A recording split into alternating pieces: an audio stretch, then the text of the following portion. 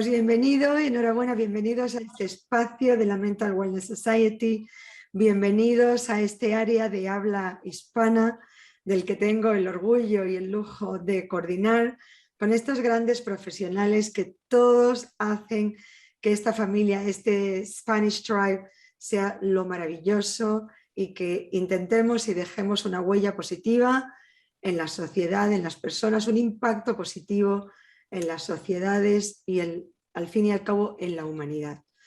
Me gustaría, si os parece, empezar presentando muy brevemente la Mental Wellness Society, que al fin y al cabo es una plataforma vanguardista, online, abierta, donde que está integrada por grandes profesionales. Ya somos más de 270 miembros de más de 70 países, de los 7 continentes, cada uno de ellos aportando su especialidad. Todos nosotros queriendo contribuir con nuestro granito de arena, que a veces es más de un grano y lo vamos a ver ahora, en dejar un impacto positivo en la sociedad. Yo creo que si tengo que nombrar 4 características dentro de la Mental Wellness, una de ellas sería la diversidad. Muchos de nuestros compañeros no se han podido unir hoy, se unirán en otras reuniones, pero esta pantalla es un ejemplo de los países de orígenes, de la diversidad en la formación de cada uno. Y eso hace también, genera la segunda característica, que sería esa polinización cruzada que se da entre nosotros, cómo entre todos nosotros podemos generar colaboración dentro del respeto, respetando las diferentes áreas de formación, todos dentro de la especialidad del bienestar emocional, de la salud, que ahora más que nada nos estamos dando cuenta lo importante y lo necesario que es.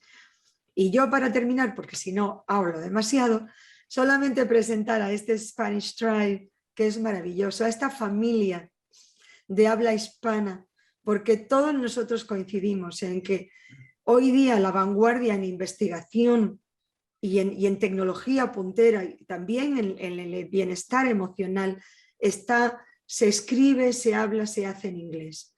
Y los que estamos en ese mundo bisagra y dentro de la familia de la Mental Wellness, vemos esa responsabilidad añadida a nosotros de habla hispana en traer esa tecnología punta, llevarla al mundo de habla hispana, que bueno, sobre eso vamos a hablar ahora. Bienvenidos a todos y por supuesto me gustaría una primera ronda muy cortita, muy breve de presentaciones. Alejandra, desde España. Bueno, soy Alejandra Vallejo Nájera, encantada de estar en este grupo fantástico. Me dedico al comportamiento humano, al sufrimiento humano y desde hace aproximadamente 30 años particularmente al estrés y a todas las patologías que el estrés produce en la salud. ¿Cuál es la diferencia entre estrés y ansiedad? ¿Cómo se puede afrontar de una manera lo más benigna y lo más fácil posible sin la utilización de fármacos? Básicamente eso, desde hace como 10 años me interesa muchísimo el mundo de la neurociencia, del cerebro y de qué tenemos que hacer para no perder capacidades cognitivas, porque con independencia de lo que suceda en el exterior, cuando una persona tiene bien amueblado el cerebro, va a solucionar más rápidamente en mejores sitios, en mejores situaciones, porque tomará mejores decisiones. Básicamente ese es mi proyecto profesional y casi de vida, diré. Fantástico, y yo estoy segura, los que conocéis a Alejandra Vallejo Nájera, primero tengo que decir que es descendiente de una saga, de una dinastía maravillosa de terapeutas dentro del bienestar y de la salud mental, y Alejandra Vallejo Nájera es hoy día una marca. Ella es una marca y todo lo que escribe, os digo, aunque sea la receta del cheesecake, conviene leerlo. Conviene leerlo. Bueno, eso no creo que lo pueda escribir porque no se me da bien la cocina, pero bueno, he publicado mucho porque yo creo que me levanto por las mañanas diciendo qué puedo hacer para ayudar a alguien que está desorientado, que está sufriendo para estar mejor. Olvidé decir que vivo en España. Gracias. Por eso, y yo creo que ese es el distintivo de este grupo. Nos levantamos todos nosotros ocupados con una agenda, como vamos a ver ahora, completa, todos, como has dicho tú, preguntándonos qué puedo hacer para que este mundo sea un lugar un poquito mejor. Tenemos la suerte de que Annunziata, a pesar de que vive en Italia, Roma, pasó por España unos años y habla español con un acento italiano delicioso. Annunziata. Gracias.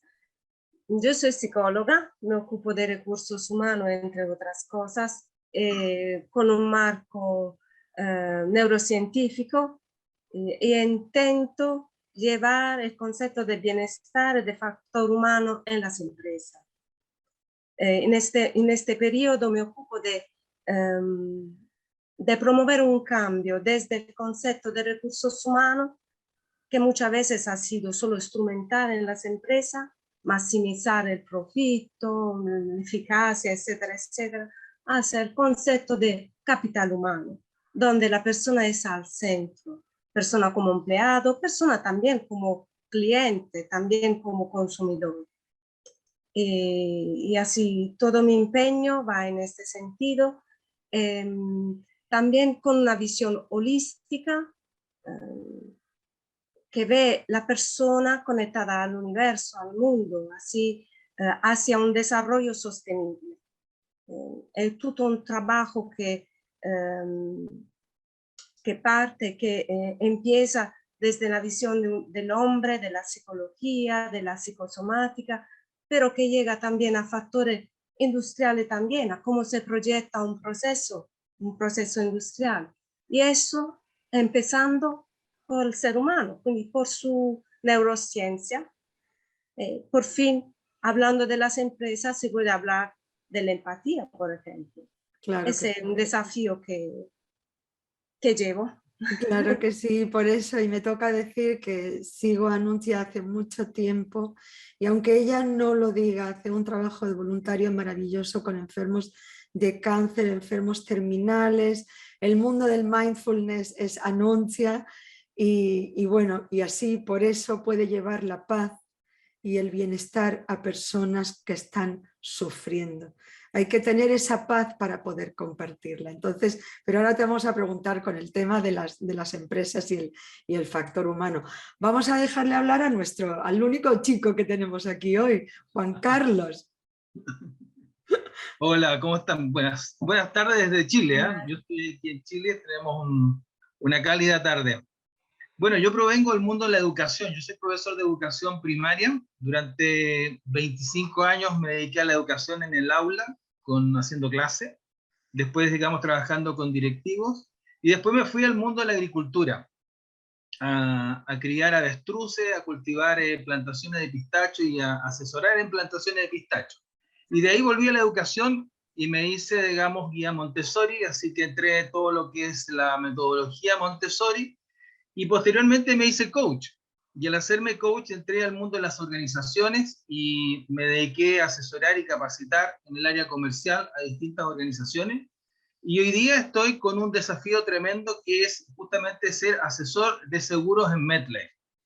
Y fundamentalmente, ¿no es cierto?, hoy día me dedico a proteger a las personas y a abrir conversaciones que a veces están bastante cerradas, que tienen que ver fundamentalmente con reflexionar sobre esa incertidumbre que es el futuro, y de alguna manera, ¿no es cierto?, llegar a conversaciones de tranquilidad. Y eso me ha generado experiencias tremendamente importantes respecto a lo que las personas, ¿no es cierto?, visualizan o dejan de visualizar, frente justamente a temas como la muerte, a temas, ¿no es cierto?, como enfermedades graves, y cómo eso de alguna manera pega en su realidad, en su calidad de vida y fundamentalmente en su familia. Así que estoy hoy día dedicado fundamentalmente, yo me levanto en la mañana y digo, no soy Superman, pero me levanto pensando que me toca hoy día proteger a alguien, y eso efectivamente me coloca muy, muy potente. Qué bonito y además qué importante. Y luego vamos a querer saber, porque por supuesto este mundo, esta época de la pandemia ha generado también mucha inseguridad, mucha incertidumbre y por supuesto financiera. pero ahora nos vas a contestar a cómo podemos organizar y tener un plan un poquito más centrado, porque por supuesto que es importante, qué duda cabe, qué duda cabe. Si estábamos hablando de neurociencia, pues tenemos aquí a una gran compañera, amiga, acento mexicano, maravillosa, y vive en Estados Unidos. Diana Martínez, bienvenida. ¿Qué tal? ¿Qué tal? Muchísimas gracias, Coti, por tenerme aquí, invitarme a este grupo tan maravilloso. Soy Diana Martínez, soy originaria de México. Actualmente vivo en Boston, en Estados Unidos. Llevo ya 17 años en el extranjero. Soy médico, especialista en rehabilitación neurológica. Y sí, toda mi educación de posgrado ha sido basada en neurociencias, pero siempre con una aplicación clínica. Me especializo en el área de rehabilitación neurológica, en aplicar diferentes técnicas de neuromodulación, entrenamiento y estimulación cerebral, pues para ayudar a pacientes con padecimientos neurológicos o psiquiátricos a pues ayudarles a ser más funcionales y que mejoren su calidad de vida. Sin embargo, en mi trayectoria profesional encontré, como bien sabemos, que muchos de estos síntomas neurológicos se acentúan y se afectan por el exceso de estrés. Entonces realmente me tuve que enfocar en decir, bueno, si quiero ayudar a mi paciente con epilepsia o mi paciente postraumatismo craneoencefálico a ganar función y que vuelvan a hablar y vuelvan a caminar, necesito ayudarles a que aprendan a reducir ese estrés y esa ansiedad. Entonces me enfoqué mucho en educarme en técnicas de mindfulness, de reducción de estrés. Me certifiqué por el Benson Henry Institute aquí en el Hospital General de Massachusetts, donde pues entré en un campo muy maravilloso de aplicación clínica, donde me ha ayudado a integrar estas técnicas en mis pacientes con mejores resultados que nunca. Mi práctica y aplicación es muy integral. Veo a muchos niños con trastornos del neurodesarrollo y así como veo a los niños con autismo o epilepsia, parálisis cerebral, inmediatamente me enfoco en los padres, que son padres con un nivel de estrés y un sufrimiento constante, en qué vamos a hacer para que ustedes puedan estar sanos y mantener su salud mental para que puedan seguir cuidando a este chico. Entonces ahí es donde entré en el mundo de mindfulness y mental health y muy agradecida por tener este conocimiento y poder ayudar a muchísima gente. Voy mucho a España, para los españoles, voy al menos 2 veces al año. Bueno, ahora después de COVID ya regresamos, colaboramos con varias asociaciones e instituciones en España. No he ido a Chile, pero colaboro con varios clínicos en Chile también. Tengo una red de clínicos y colaboraciones y supervisiones en toda Latinoamérica. Entonces, pues muy contenta de poder mantener estas relaciones. Claro que sí, muchas gracias, Diana. Y puedo decir, y soy testigo de que Diana da sus clases de neurofeedback con una pasión y con una emoción que hace que 8 horas al día hablando de las ondas cerebrales llegue a ser no solamente soportable, sino apasionante, entretenido y sobre todo que sienta uno que aprende algo. Enhorabuena, de verdad. Y nos queda Ana Isabel Jacob Rosenfeld, que es la primera persona que me empezó a hablar de psicología forense. Hola, Coti, y hola con gracias todos. por unirte, porque sé que vienes corriendo y con una agenda difícil. Gracias, Ana. Así es, gracias a ti, Coti. Bueno, yo soy psicóloga clínica, atiendo pacientes en consultorio privado, además soy psicóloga forense, estoy acreditada como perito para el Consejo de la Judicatura aquí en el Ecuador, entonces hago peritajes, como soy independiente, casi siempre se me termina pidiendo metaperitajes, es decir, revisar cómo hicieron los peritajes otras personas. Soy en realidad de las primeras personas que llegó al Ecuador con el título, con la formación. Yo estudié en Estados Unidos, en Washington, D.C. Además, soy docente. Ahorita estoy dando clases en 2 maestrías de psicología forense. Claro, cuando yo me fui a estudiar en el 2005, ni siquiera nadie sabía qué es la psicología forense, ¿no? La gente se imagina que trabajas con muertos y no. no lo acepto. Entonces, bueno, soy docente en 2 maestrías, tengo un doctorado en ciencias sociales con especialización en estudios políticos, y con ese doctorado lo que hice fue una etnografía del primer centro público de tratamiento de adicciones. O sea, fue una mirada desde el poder, desde la ciencia política, a lo terapéutico relacionado con las adicciones. Y ahora, bueno, recién salió ese libro, al fin, después de todo ese trastorno de estrés postraumático que ha sido el PhD. Y ahora estoy entrenando Jiu-Jitsu con la esperanza eventualmente de hacer un libro sobre el aporte terapéutico del Jiu-Jitsu brasilero. Bueno, ahora os dais cuenta de qué equipo tenemos aquí. Y yo os digo que con este equipo podemos hacer de todo, de todo. Y yo tengo el lujo y el honor de coordinarlo, y eso hace que esté un poquito más cerca de cada uno y que tenga un poquito esa dimensión también, no solamente del gran profesional que tengo delante, sino de las bellísimas personas. Alejandra, volvemos a ti otra vez, y entonces, como vamos a ser muy cortitos y escuetos, me gustaría que nos cuentes la diferencia, por ejemplo, entre el estrés y la ansiedad. Básicamente el estrés es una energía defensiva que necesitamos que se ponga a funcionar ante cualquier desafío que el ser humano siente. Desde que somos niños y nos llevan por primera vez al jardín de infancia, separados de nuestros padres, de nuestro hogar, entonces ese estrés es normal. El problema, y ese estrés además es productivo porque ayuda al ser humano a afrontar el desafío que sea, gracias a lo cual se desarrolla la inteligencia humana, que está hecha para resolver problemas. El problema es, del estrés tóxico, es que la línea es fina. Cuando la persona mantiene demasiado tiempo esa energía defensiva, esa necesidad de defenderse, y no afronta a tiempo lo que sea necesario afrontar, entonces empiezan a suceder en el organismo una serie de fenómenos que intoxican el sistema nervioso, básicamente. Si esto se mantiene en el tiempo más y más, entonces pasamos a la ansiedad. La ansiedad es la hermana mayor del estrés. Si el estrés cursa con aceleración, con rapidez, con ideas confusas, con falta de centramiento, la ansiedad cursa con bloqueo, con niebla mental, con parálisis en muchísimos sentidos, y cuidado en ese momento, porque eso es la antesala de la depresión, que es cuando ya el sistema nervioso hace crack. Ahora, bueno, pues ahora ya estás desprovisto de toda sensación de oportunidad de vencimiento del desafío, con lo cual el desafío te posee a ti y te inhibe de toda capacidad de reacción. Esa es la depresión.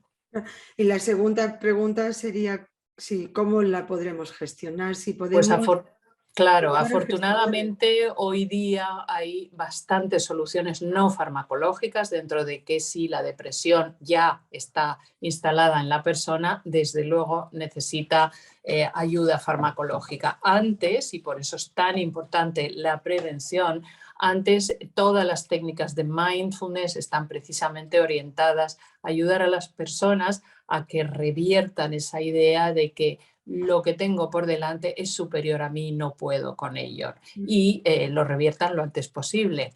Así que el mindfulness aquí es una gran herramienta, una gran solución. O sea, tan importante es intentar gestionarlo uno mismo, como en un momento dado pedir ayuda a un profesional y decir... Bueno, por supuesto, a ver, el mindfulness, como todos los compañeros que forman parte de este Spanish Tribe, Spaniard Tribe, o como lo has llamado, Spanish Tribe, bueno, todos sabemos que cuando acudes a un profesional de la salud, va a ayudar a la persona a conocerse, porque no todos reaccionamos igual ante los mismos estresores. Va a ayudar a conocerse y, ojo, es importante decir que una madre o un padre que sana a sus hijos y a los hijos de sus hijos. Es decir, no solamente mejora uno, sino mejora todas las relaciones sistémicas en las que esa persona esté viviendo. Qué importante, y muchísimas gracias. Yo, Anuncia, por ejemplo, me gustaría saber, hoy día, por ejemplo, tú hablabas de las empresas, del factor humano, y efectivamente, Annunziata, está habiendo un cambio importante dentro de la misma empresa en el factor humano. Estás unmute, Annunziata.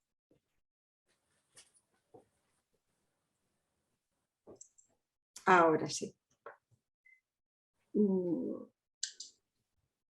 Quiero evidenciar un evento que ocurrió poco antes de la pandemia para relevar cuánto la empresa hoy, también las multinacionales, son sensibles a este tema.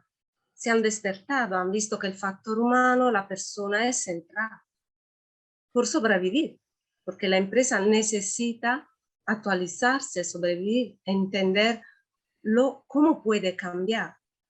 Y así en 2019, Business Roundtable, que es un grupo de empresas multinacionales importantísimas desde Amazon a General Motors, escribió una relación después de una reunión que hubo, donde escribía un report importante, una carta al mundo, donde declaraba oficialmente que ya la ganancia económica no era la brújula para la empresa. Ya había que orientarse hacia las personas, hacia otras prioridades, que eran las personas y también el medio ambiente. Y eso es muy bueno. Pero ¿cómo lo vamos a hacer? Las mismas multinacionales nos enseñan cómo. Lo están ya haciendo, desde IBM a Coca-Cola o otra. ¿Cómo puede poner la empresa al centro de la persona? A través de un cambio de mentalidad. ¿Cómo cambia un proceso para actualizarse, para innovarse? Poniendo al centro a la persona, ¿cómo se pone? Generando un cambio de mentalidad entre las personas, entre la manera de la empresa misma de pensar a sí misma. Es una especie de metacognición de la misma empresa. ¿Cómo lo hace? Hace ya unos 20 años se está estudiando y se está aplicando un modelo que es Design Thinking, que pone al centro la persona. Es un método. Muchos dicen que una mentalidad no es un método. ¿Por qué?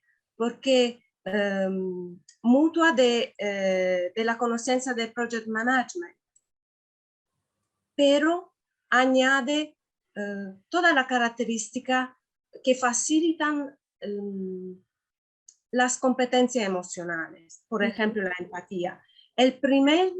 La primera fase de este método se llama empatía. Empatía porque la primera cosa que se hace es acercarse a la persona, ver cuáles son sus necesidades.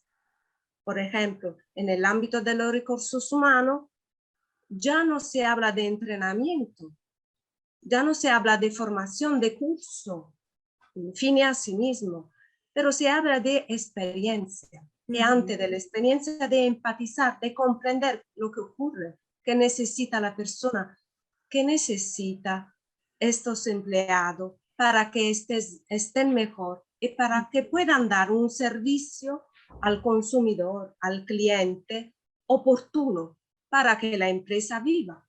Así se considera la empresa un sistema, un organismo. El empleado es una célula vital de eso. Y desde la célula esta célula puede llevar una enzima a algo innovador. Así se enciende el proceso de innovación a través de un método muy humano. El design thinking es una actitud humana, un pensamiento de proyecto, pensamiento de diseño, una actitud humana no se ha permitido de evolucionar. ¿Por qué se llama empatía? Porque no se hace otra cosa que ir a la persona y hacer preguntas, entrevista, a veces focus group. También se usa mindfulness. Hay abierto a mucha técnica. Pueden ser técnicas que mutan del marketing, por ejemplo, de la psicología, de varias disciplinas, de la arte terapia también. Así, la innovación y la creatividad es el input, la chispa de todo eso, aplicado con un método. que tiene cuenta de un objetivo, que tiene cuenta de un sistema, de un contexto y que quiere experimentar. Pone también como la persona su experiencia. Así la experiencia de la persona es el ámbito en que se experimenta un prototipo, se experimentan diferentes soluciones y donde está previsto que se pueden fallar estas soluciones. Puede ser buena o puede ser mala. Así el concepto de éxito, de estrés hacia el éxito, de correr, del cotidiano, de ganar uno encima de otro, ya cambia. Porque por aplicar ese cambio de mentalidad, no solo de sistema, no solo de método, hay que colaborar, hay que estar cerca, hay que preguntarse, intentarlo y recoger cuál es la instancia del otro ser humano, es diferente de la mía. ¿Cómo puedo entenderlo? Buscar. Qué importante, ¿no? Qué importante que las empresas no solamente empiecen a ver no solamente el rendimiento que pueden obtener, y como decíamos el otro día, no es que detrás de las organizaciones hay seres humanos, sino que son los seres humanos los que generan esas organizaciones. En la medida en la que esas personas estén más sanas, más equilibradas, no solamente que van a rendir mejor a nivel personal, sino también a nivel profesional. Y tú estabas hablando de rendimiento, de ganancia, y entonces ya me pones la pregunta directamente para Juan Carlos, para preguntarle cómo podemos efectivamente gestionar ese plan financiero que nos asegure o que nos dé un poquito una estabilidad emocional. Juan Carlos, hay mucha gente que dice el dinero no importa. No, el dinero no importa si tienes lo suficiente para vivir y para proveerte de un techo y saber, como decía una buena amiga mía, no importa que no me preocupe, que no sea el punto de preocupación. Ese es el dinero que necesito. ¿Cómo gestionaríamos esto, Juan Carlos? Mira, lo voy a colocar bastante sencillo. Mira, todos nosotros de alguna manera cuando nacemos, ¿no es cierto? Después estudiamos, crecemos, finalmente, ¿no es cierto? Egresamos de los colegios y algunos estudian una profesión, otros estudian una profesión más técnica, otros se van a trabajar y finalmente, ¿no es cierto? Cada uno de nosotros en una etapa de la vida empieza a recibir sus ingresos, ¿sí? Y con sus ingresos cada uno decide la opción que le otorga en términos de inversión, si acaso se va a comprar una casa, si acaso comprará un auto, si va a viajar, si va a seguir estudiando, si a partir de que conoce a alguien que se enamora, ¿no es cierto?, finalmente forma una pareja, y si esa pareja decide formar una familia, y finalmente, ¿no es cierto?, llega a lo que nosotros llamamos la calidad de vida o el tipo de vida que uno empieza a establecer, ¿ya? Y cuando tú proyectas este tipo de vida, por lo general, cuando uno lo hace en el estado en que uno lo está proyectando. Y por lo general uno está sano, está vital, te alcanza en general un poco el presupuesto. Y por lo tanto, esa proyección que tú haces de aquí a los 80 o 90 años, muchas veces es, ok, hoy día estoy así, me proyecto así, y por lo tanto, hasta planifico de los 90 en adelante teniendo 25, 27, 28 años. El problema es que dentro de ese lapso de tiempo puede pasar o que tengas una enfermedad, puede pasar o que tengas un accidente o que te mueras, o finalmente, ¿no es cierto?, que tu pensión cuando tú seas viejo no te alcance. Y aquí me quiero conectar con algunas palabras que dijo Alejandra y otras que dijo Anunciata. Cuando nosotros empezamos a mirar este plan financiero, nos conectamos primeramente con la emoción, ¿sí? No podemos generar un plan financiero desconectado exclusivamente, fundamentalmente desde los números, sino que fundamentalmente lo construimos desde la emoción. Es decir, fundamentalmente, ¿qué es lo que estás sintiendo? ¿Qué es lo que buscas? ¿Qué es lo que te tranquilizas? ¿A qué cosas de la incertidumbre, ¿no es cierto?, de alguna manera crees que tendrías que preocuparte un poco más? Y cuando hablamos de la emoción, es la emoción, y ahí voy a la segunda palabra que me encantó, que dijo Anunciata, que es de la experiencia cliente, ¿sí? Es decir, ya no vendemos del menú, hoy día construimos, ¿no es cierto?, los planes según la necesidad de cada uno. Y esa experiencia hace que finalmente, ¿no es cierto?, cuando tú generas esta conversación que te abre posibilidades, finalmente encuentras la solución. Y esta solución, que si bien es cierto no es la solución absoluta, pero sí tiene que ver y conversa mucho, ¿no es cierto?, con la emocionalidad, conversa mucho, ¿no es cierto?, con tu experiencia, conversa mucho con tus expectativas y fundamentalmente, ¿no es cierto?, te hace pensar que al menos una parte de esta vida llena de incertidumbres, de aventuras, de desafíos, etcétera, parte de esa vida, ¿no es cierto?, lo tienes solucionado. Porque, tomando un poco también las palabras de Alejandra, cuando tú enfrentas situaciones de alto estrés o situaciones dolorosas, estoy hablando fundamentalmente, por ejemplo, una enfermedad catastrófica, un accidente que te deja postrado en una clínica durante mucho tiempo, o un poco lo que decía Diana, en términos, ¿no es cierto?, de distintos tipos de enfermedades que efectivamente no son gastos menores, o en el caso del fallecimiento, finalmente, tú tienes dos elementos. Un elemento que es financiero, que inicialmente no pega mucho, y un elemento emocional. Pero cuando pasa el emocional, tú ¿no es cierto?, a veces no te das la libertad de desarrollar ese elemento emocional, porque el financiero te está pegando tan fuerte que te lo empiezas a guardar. Por Y supuesto. finalmente tenemos personas, ¿no es cierto?, que tienen una bomba de tiempo porque, producto de la no planificación financiera, están, digamos, guardando este dolor y no lo están logrando resolver. Entonces, me hace mucho sentido lo que decía Alejandra, lo que decía Anunciada, en términos de la experiencia, de las conversaciones que me toca abrir a mí. Claro. A nadie le gusta hablar de la muerte, ¿sí? Por supuesto. Pero es lo único seguro que tenemos en esta vida, curiosamente, ¿sí? Nos vamos a morir. ¿Cuándo? Esa es la pregunta de todo, digamos, el trabajo, pero las conversaciones tienen que ver con eso. Claro, qué bueno, qué interesante. Juan Carlos, es verdad, lo único seguro es que nos vamos a morir todos, pero por eso lo que decíamos, mientras que estemos vivos y disfrutemos de energía y la capacidad de aliviar el sufrimiento de otro ser humano en algún otro punto del planeta, todos sentimos que hacemos resplandecer el brillo, la chispa divina que hay en cada uno, ¿no? Entonces, claro que sí. Y esa chispa divina, de esa chispa divina, Diana nos puede hablar porque además conoce cómo es el concepto de salud emocional en las dos culturas, porque todos nosotros tenemos claro que el concepto de salud emocional depende mucho de la cultura y depende mucho del país. No es igual el concepto en Sudamérica, en Europa o en Estados Unidos. Diana, ¿tú nos puedes dar un poquito más de luz en ese sentido? Pues no sé si tanta luz, pero sí quiero yo compartir mi experiencia y digo, creo que esta es una de las metas del Spanish Tribe dentro de esta Mental Wellness Coalition, que es, pues sí, como dijiste tú al principio, Coti, que toda la información, toda la investigación, la mayoría de los autores, todo está en inglés, ¿no?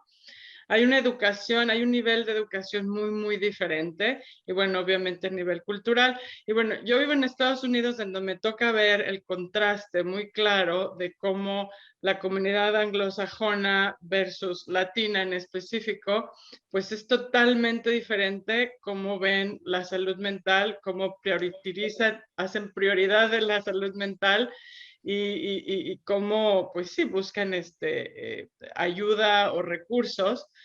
Entonces, yo aquí en Boston tengo una clínica privada donde obviamente desgraciadamente pues la gente que tenía acceso es gente con recursos y con un nivel de educación y atención en la salud mental.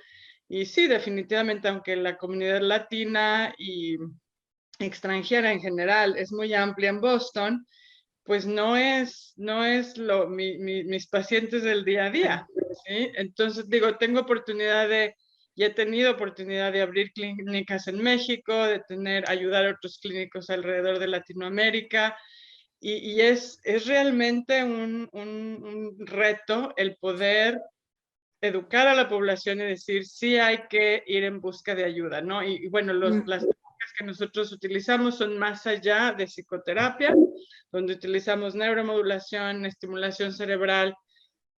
Son terapias costosas, ¿verdad? Y aquí es mucho la educación de y hablamos de la muerte y la vida y calidad de vida, y pues verlo como una inversión de decir, oye, sí, vas a poder estar mejor, sentirte mejor y pues disfrutar más la vida, realmente es una inversión. Entonces, ha sido un reto para mí poder tener acceso a más población latina, poderlos pues educar, poderlos explicar de qué tan importante es. Y esto que dijo Alejandra, que yo dije, yo creo que ahí es el clavo, ahí es donde tenemos que enfocarnos la parte educativa de, no es por mí, es por las generaciones que vienen, ¿no? Claro. Tu hijo, y yo creo que eso, ahorita que lo dijiste, Alejandra, dije, ahí va a haber un gancho importante porque sabemos perfecto, yo trabajo todo el día con padres, ¿no? Entonces, lo que no hace una madre por su hijo, ¿no? Seguro. Y entonces, por ahí, obviamente decir, bueno, tú crees que nada más tragándote todo el dolor y el sufrimiento y vas a sufrir, y yo no soy la prioridad, y yo no soy la prioridad, pero realmente cuando te ves la prioridad y ver el bien que se va a manifestar a tu alrededor y generaciones y generaciones adelante de ti, yo creo que ahí es donde a lo mejor como este grupo podemos ayudar a que la comunidad latina vea mucho más importante la salud mental y pues no creernos que somos esta cultura súper resiliente y que vamos a sobrevivir absolutamente todo, ¿no? Y que no importa, con que sobrevivamos un día más. Y además lo Verlo importante, más ¿no? allá. Sí, Claro, sí, y no lo verlo importante, y yo creo que ese es, como tú has dicho, uno de los desafíos de este Spanish Tribe, de esta familia de habla hispana, de llevar esas herramientas vanguardistas, no dejarlas en el mundo que consideramos primer mundo anglosajón, sino hacer nosotros de bisagra y trasladar todo ese bienestar emocional muy importante. Y nosotros no lo hacemos por nosotros, pero lo hacemos por el resto de muchas personas y todos nosotros hemos tenido, tenemos y tendremos la oportunidad de que cuando ayudas a alguien te sientes conectado a esa persona. Claro que sí, es como si se rompieran las barreras de tú y yo y de pronto somos dos seres humanos intentando vivir un poquito mejor. Eso de que el más fuerte apoya al que se siente más débil. Y volvemos a ti, Ana, porque como tú tienes el tema que tienes, y no sé por qué, pero ese tema, primero me gustaría que me explicara la diferencia entre la psicología, la clínica y la forense, pero además, ¿por qué es un ansiógeno tan grande?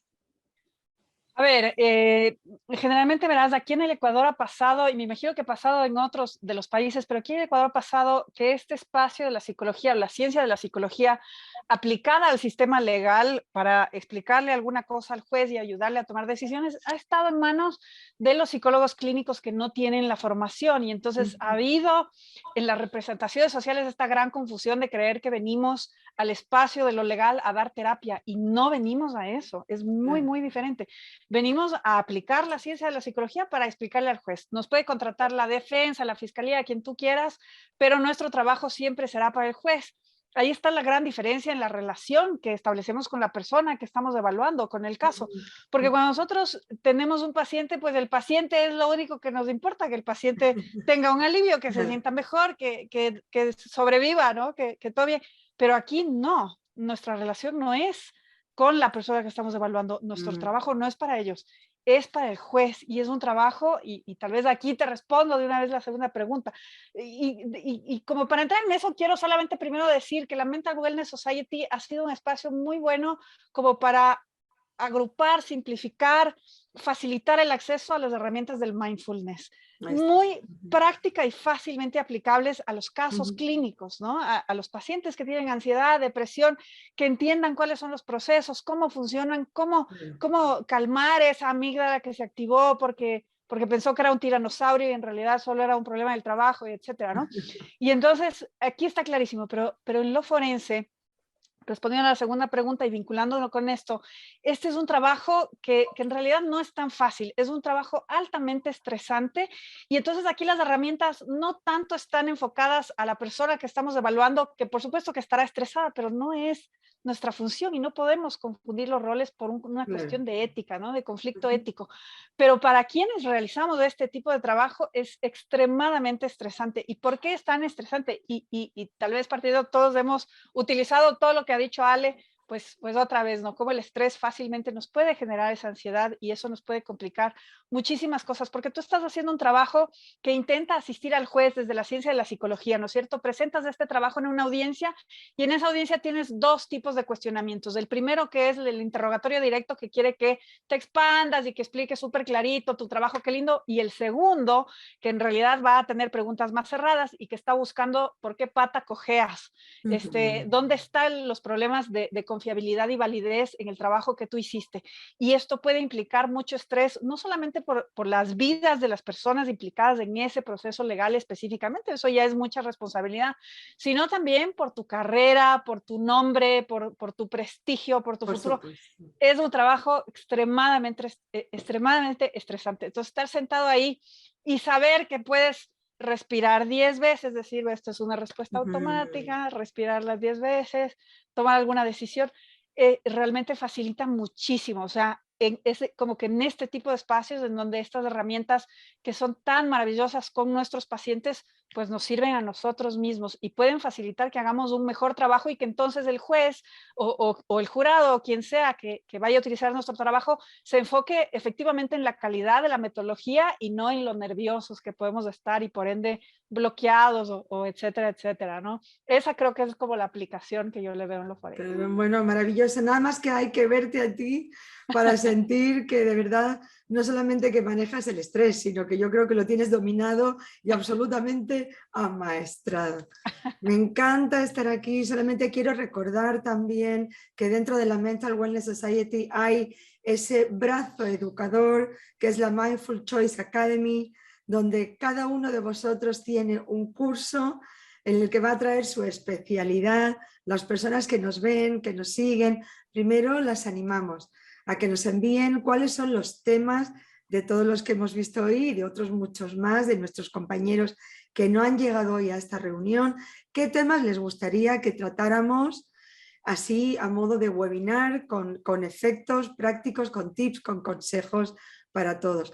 Y por otro lado, anunciar que todos vosotros estáis y tenéis cursos, cada uno diseñado a su, vamos, prácticamente personalizado, donde vais a compartir con todas esas personas que necesiten, que quieran esas herramientas para que sigáis y sigamos dentro de la Mental Wellness Society y cada uno generando un impacto positivo en las personas, en las sociedades, en las organizaciones y por ende en el mundo.